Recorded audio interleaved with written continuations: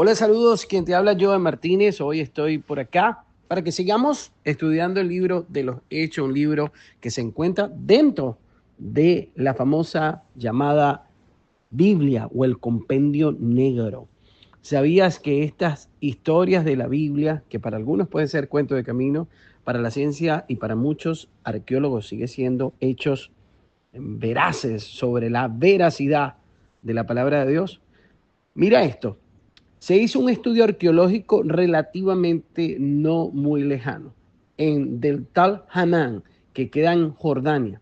Y esto ha dejado desacreditado, o mejor dicho, desconcertado a los investigadores de arqueología, que han hallado capas de cenizas, de metales evaporados, cerámicas fundidas, ladrillos derretidos, como que si una bomba hubiese estallado desde el cielo, y da una evidencia de que en ese lugar esto tuvo que haber estado a más de 2000 grados de temperatura. No se entiende qué pudo pasar en este lugar, pero el libro más vendido del mundo narra un hecho que sucedió hace más de 3600 años y habla de una ciudad llamada Sodoma y Gomorra, donde sucedió algo que cayó desde el cielo y lo demás es historia. Creo que te lo sabes, ¿verdad? Vamos a estudiar el libro de Hechos. Hechos capítulo 22, versículo del 6 al 9. Mira lo que dice. Pero aconteció que yendo yo al llegar cerca de Damasco, como a mediodía, de repente me rodeó mucha luz del cielo y caí al suelo. Y oí una voz que me decía: Saulo, Saulo, ¿por qué me persigues? Yo entonces respondí: ¿quién eres, Señor? Y me dijo: yo soy Jesús de Nazaret, a quien tú persigues. Y los que estaban conmigo vieron a la verdad la luz y se espantaron, pero no entendieron la voz del que hablaba conmigo. Fíjense que aquí no se contradice, pero da un hecho importante. Los que estaban con Pablo también vieron la luz y escucharon la voz, pero no entendieron. Esto no te suele conocido, que a veces la gente escucha la palabra de Dios y no entiende, y otros sí la entienden. Unos son tocados y otros no son tocados. ¿No te llama la atención este tipo de cosas? ¿No crees tú que Dios está detrás de todo esto? Seguro que sí. Mira lo que dice el versículo del 10, vamos a leer un poquito hasta el 20. Mira lo que dice. Y dije: ¿qué haré, Señor? Y el Señor me dijo: levántate y ve a Damasco, y allí se te dirá todo lo que está ordenado que hagas.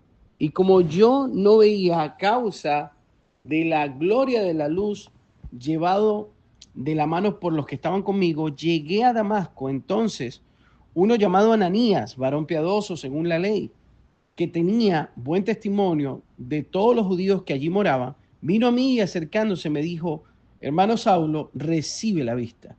Y yo en aquella misma hora recobré la vista y lo miré, y él dijo: el Dios de nuestros padres te ha escogido para que conozcas su voluntad y veas al justo y oigas la voz de su boca, porque serás testigo suyo a todos los hombres de los que has visto y oído. Ahora pues, ¿por qué te detienes? Levántate y bautízate y lavas tus pecados, invocando su nombre. Y me aconteció vuelto a Jerusalén, que orando en el templo me sobrevino un éxtasis. Y le vi que me decía: date prisa y sal prontamente de Jerusalén, porque no recibirán tu testimonio acerca de mí. Yo dije: Señor, ellos saben que yo encarcelaba y azotaba en todas las sinagogas los que creían en ti.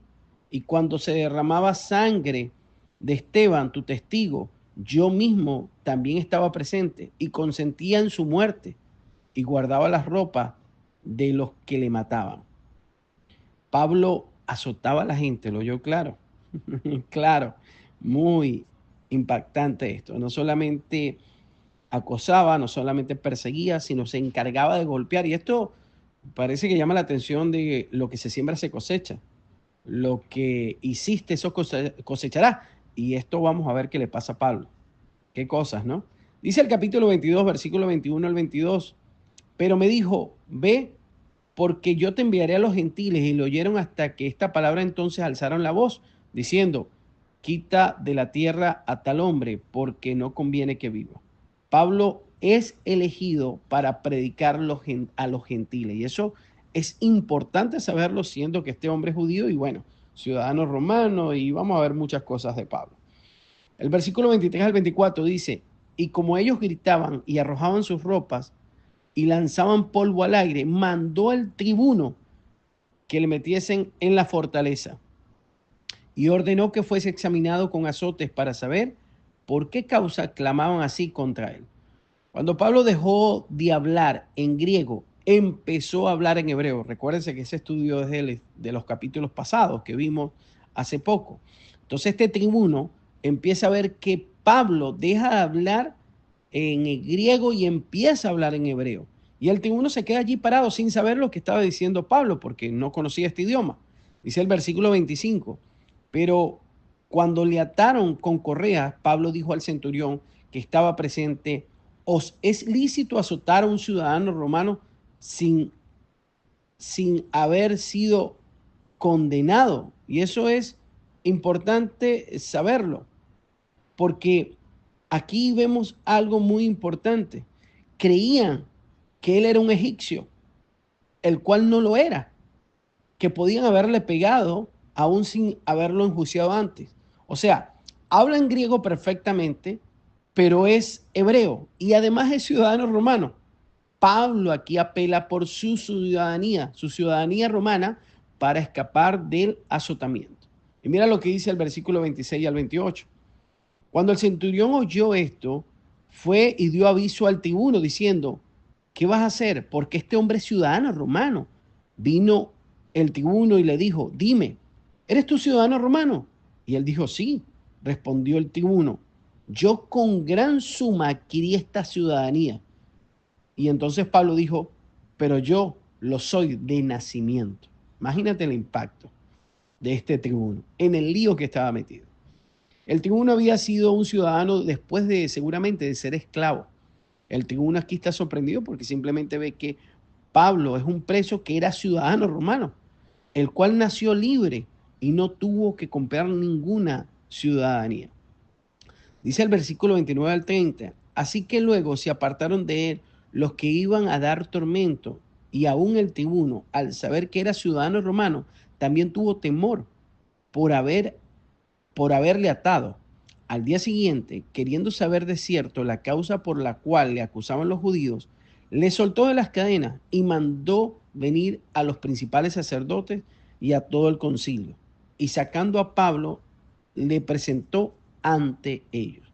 El tribuno se da cuenta que tiene un hombre extraordinario, que tiene un hombre culto que habla griego, es judío, pero también es ciudadano romano. Y el tribuno ahora decide no tratar a Pablo como a cualquiera y le da una audiencia. Dice el capítulo 23, versículo 1. Entonces Pablo, mirando fijamente al concilio, dijo, varones hermanos, yo con toda buena conciencia he vivido delante de Dios hasta el día de hoy. El sumo sacerdote Ananías ordenó entonces a los que estaban junto a él que lo golpeasen en la boca. De acuerdo a la ley romana, ningún hombre podía ser castigado hasta que la sentencia haya sido pronunciada. Son muchos los que hoy en día creen que si cambian los partidos, cambian los gobiernos, el sistema cambia y por ende vamos a estar mejor. Pero no es así. Si el hombre no cambia y no nace de nuevo, lo demás está de más. Dice el capítulo 23, versículo 3. Entonces Pablo dijo, Dios te golpeará a ti, pared blanqueada. ¿Estás tú sentado para juzgarme conforme a la ley y quebrantando la ley mandas a golpear? Los que estaban presentes dijeron, ¿al sumo sacerdote de Dios injurias? Esto es importante y es una de las tantas evidencias que nos da a demostrar que Pablo no veía muy bien debido a la aparición de Jesús en el camino a Damasco. Y si algunos dicen, pero aquí usted se basa solamente en eso, no, en las cartas de Pablo vamos a tener más evidencia, en las cartas de los Corintios, Efesios, donde también hay hechos donde podemos visualizar o leer y meditar de que Pablo tenía problemas en la vista. Y es lo que pasa aquí. Seguramente Pablo no pudo ver bien. ¿Y por qué dice No va bien, quizás no lo conocía. No, Pablo era un fariseo. Fue criado bajo los pies de Gamaliel y conocía las altas autoridades o puestos de autoridad que habían en ese tiempo. Así que sí los conocía, pero creemos, según los estudios, que seguramente no vio bien. Ahora, dice el versículo 5, Pablo dijo, no sabía, hermanos, que era el sumo sacerdote, pues escrito está, no maldecirás a un príncipe de tu pueblo. Pablo conocía la ley con todos sus detalles.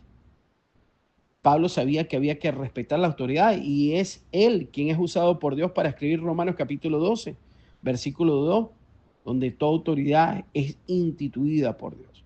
Vamos a leer el versículo del 6 al 9. Entonces Pablo, notando que era de saduceos una parte y otra de fariseos, alzó la voz al concilio. Varones hermanos, yo soy fariseo, hijo de fariseo. Acerca de la esperanza y de la resurrección de los muertos se me juzga. Cuando dijo esto, se produjo disensión entre los fariseos y los saduceos, y la asamblea se dividió porque los saduceos dicen que no hay resurrección, ni ángel ni espíritu, pero los fariseos afirman estas cosas. Y hubo un gran vocerío, y levantándose los escribas de la parte de los fariseos, contendían diciendo, ningún mal hallamos en este hombre, que si un espíritu le ha hablado a un ángel, no resistamos a Dios. Aquí es sencillo. Las partes religiosas estaban divididas y algunos eran fariseos y otros eran saduceos. La mayoría era fariseo. Y Pablo es un fariseo. Tan sencillo que aquí los fariseos, al ver que él se etiqueta con los fariseos deciden también apoyarlo. Dice el versículo del 10 al 15. Y habiendo grande disensión, el tribuno, teniendo temor de que Pablo fuese despedazado por ello, mandó que bajasen los soldados y arrebatasen de en medio de ellos y le llevasen a la fortaleza. A la noche siguiente se le presentó el Señor y le dijo, ten ánimo, Pablo, pues como has testificado de mí en Jerusalén, así es necesario que testifiques también en Roma. Venido el día, algunos de los judíos tomaron un complot y se juramentaron bajo maldición, diciendo que no comerían ni beberían hasta que hubiesen dado muerte a Pablo. ¡Wow! ¡Qué odio! Era más de 40 los que habían hecho esta conjuración, los cuales fueron los principales sacerdotes y los ancianos. Y dijeron, nosotros no hemos juramentado bajo maldición, a no gustar nada hasta que hayamos dado muerte a Pablo. Ahora pues vosotros con el concilio requería al tribuno que le traigan mañana entre vosotros, como que queréis indagar alguna cosa más cierta acerca de él, y nosotros estaremos listos para matarles antes que llegue. Pero Dios tenía un plan mejor para Pablo. Dice el versículo 16 al 18. Mas el hijo de la hermana de Pablo, yendo a hablar de la celada, fue y entró en la fortaleza. Fíjense lo que dice aquí, mas el hijo de la hermana de Pablo, oyendo hablar de la celada, entró en la fortaleza y dio aviso a Pablo. Pablo, llamando a uno de los centuriones, dijo, lleva a este joven ante el tribuno, porque tiene cierto aviso que darle. Él entonces, tomándole, lo llevó al tribuno y dijo, el preso Pablo me llamó y me rogó que trajese ante ti a este joven que tiene algo que hablar. Pablo ejerce su derecho como ciudadano romano y vemos que tiene una hermana que vive con su familia en Jerusalén. Es importante este dato. Dice el versículo 19 al 22. El tribuno, tomándose de la mano y retirándose aparte, le preguntó, ¿qué es lo que tienes que decirme? Él le dijo, los judíos han convenido en rogarte que mañana lleves a Pablo ante el concilio, como que van a inquirir algunas cosas ciertas acerca de él. Pero tú no lo creas, porque más de 40 hombres de ellos le acechan, los cuales se han juramentado bajo maldición, a no comer ni a beber hasta que le hayan dado muerte, y ahora están listos esperando tu promesa. Entonces el tribuno despidió al joven, mandándole a que nadie dijese que le había dado aviso de esto. El tribuno se entera del complot de Pablo simplemente. Y fíjense que Pablo no se quedó de brazos cruzados, pero bueno, si era Dios que lo iba a proteger, que se quedara tranquilo. No, esto es algo que el pueblo evangélico, en su mayoría, no todos, suelen hacer mucho. Si esto es de Dios, yo no voy a hacer nada, ¿no? Fíjense que era de Dios que no lo mataran ahí a Pablo, pero Dios no le quitó a Pablo la toma de decisiones, el hacer lo que le toca. Dios le gusta que nosotros accionemos a nuestra inteligencia, a nuestra conciencia y también a nuestros instintos. Dice el versículo 23 al 24, para terminar, y llamado a 2 centuriones, mandó que preparasen para la hora tercera de la noche 200 soldados, 70 jinetes y 200 lanceros para que fuesen hasta Cesarea y que preparasen cabalgaduras en que poniendo a Pablo le llevasen en salvo a Félix el gobernador. Un ejército acompañó a Pablo. Y sí, esta fue la voluntad de Dios, aunque Pablo hizo lo que tenía que hacer. Nunca dudes, tú como creyente, como cristiano, como discípulo de Dios, que si es la voluntad de Dios se va a dar, pero nunca creas que tú no tienes que hacer nada. Toma acción, toma decisión. En los países de Hispanoamérica se suele tener este problema. La gente quiere dejarle todo a Dios sin mover un dedo. En los países desarrollados como Estados Unidos y países desarrollados de Europa, es el problema que no quieren dejar hacerle nada a Dios. Creo que los dos extremos son malos, pero debemos confiar en Dios y hacer lo que nos corresponde.